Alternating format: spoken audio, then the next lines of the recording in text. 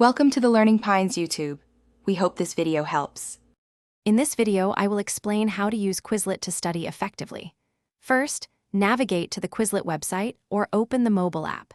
You can sign up for a free account or log in if you already have one. Once logged in, you'll see options to create new study sets or search for existing ones.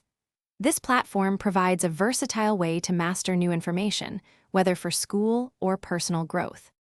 Creating your own study sets is straightforward and highly beneficial. Begin by giving your set a clear title, like Biology Chapter 5 Terms. Then, input your terms on one side and their corresponding definitions or explanations on the other. You can add images or choose from suggested definitions to enrich your cards. Remember to save your set once you're finished adding all your content. Quizlet offers several dynamic study modes to suit different learning styles. Flashcards mode is perfect for initial memorization, allowing you to flip through terms and definitions. Learn mode adapts to your progress, presenting questions in various formats to solidify your understanding. For a challenge, try match mode to quickly pair terms, or use test mode to simulate an exam environment and gauge your readiness. Beyond the core study modes, Quizlet offers advanced features to deepen your learning.